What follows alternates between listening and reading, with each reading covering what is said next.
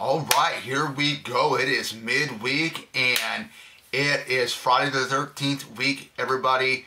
And of course, I have to work Friday the 13th, the night of it. I've been watching a couple of the Friday the 13th films. I watched part 3 already.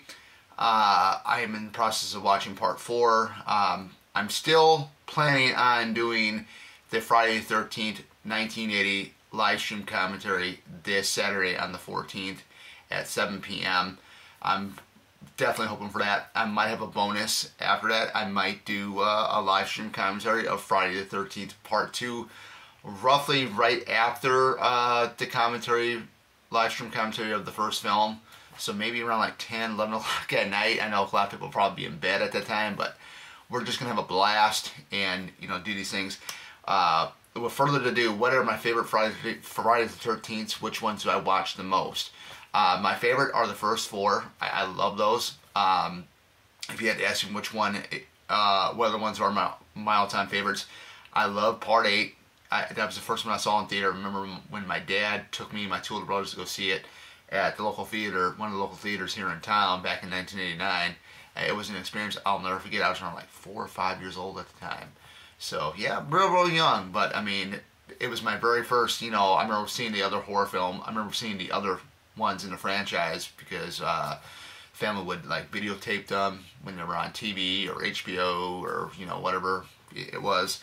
Luckily I was born in 1984, so I got to enjoy some of the 80s growing up in it, so that was really cool. But yeah, the first 4 I love. There's something about the first 4 that are just, to me, amazing. The setting is one. I love, you know, you do the first one, you're at Camp Crystal Lake. The second one, you go to the Council Train Center, which is on the same lake as Camp Crystal Lake. The ranch house in part 3, I love the wooded area, all that. Plus, that was in, you know, California when they did that one, I believe. Then we get to part 4. You know, you get the Jarvis house. The beginning of the film starts out at the ranch. That was from part 3. Very cool stuff. I love. There's one scene, and I've been watching part 4 off and on. I decided to stop it so that I can film this video. The scene where Sarah is with Sarah, you know, the one that's Peter Barton's girlfriend in the film, the final chapter.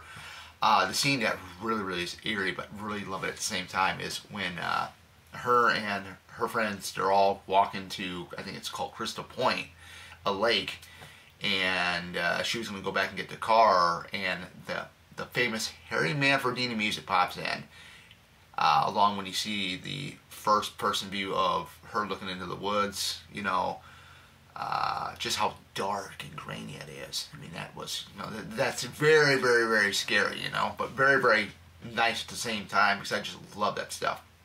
But yeah, you know, like I said, the first 4 are my favorite in the entire franchise. Those are the ones I watch the most. But I do like some of the other later entries as well. Particularly, I like part 8, which I mentioned. Jason X, which is a fun one. I know some people think that was silly having him in space. I thought it was cool. You know, Kane Hodder was my first celebrity I met at a horror convention. It was Flashback Week in 2013. And I actually got his autograph over here on the wall. Over here, him as Uber Jason. And I thought Uber Jason, even though he was not in the entirety of the film, but when you see him on screen for the time that you have him on there, it is just amazing. The look, everything is amazing. I mean, the special effects makeup department, the costume department, you know, everybody that worked to get that costume the way it looked was phenomenal. I also liked the crossover Freddy vs. Jason. Some people didn't like it. I liked it. I thought it was fun. It's one good fun film. Sad thing is we didn't get Kane Hodder as Jason in that one. But I love Ken Kirzinger's performance as Jason. I mean, everybody that played Jason all the way up to this point has brought something different. You know, minus part 5, which that really wasn't Jason, but you do get like a Jason, like dream sequence or hallucination with Tommy. But everybody brought something different to the Jason Voorhees character. So, I mean, I really like that. that aspect. You know, of course, you heard rumors that Ronnie Yu wanted him to be slow walking like Frankenstein or something like that. But I mean, I can really care less about any of that. But I remember meeting Ken Kirzinger, and I believe I told him, if I remember correctly, that this is one of my favorite Jason portrayals of all. You know, as silly as it sounds, I just love the Jason from Freddy vs. Jason. I thought it's a different Jason, you know. It's a different Jason, you know. Of course, we get Kane Hodder's Jason was different. You got Graham's Jason was different. Brooker, White's, Warrington, and Steve Dash and Warrington Gillette. You know, all those guys. You know, of course, you got Derek Mears, you know, who was the last Jason we had. I mean, his portrayal was good. I didn't like the film, but I love Derek Mears as Jason. Thought it was really, really, really cool. But yeah, the first 4 films I watched the most. I watched 8, Jason X and Freddy vs. Jason.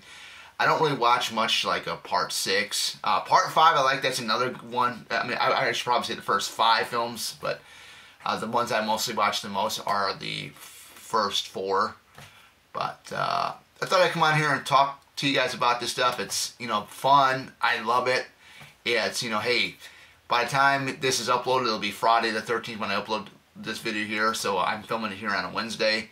But what more can you do, man? Have a happy Friday the 13th, guys. Be safe. Have fun watching the Friday the 13th films. And, hey, man, it's definitely a fun time. We're getting closer to October. But this is Oracle signing off. Take care.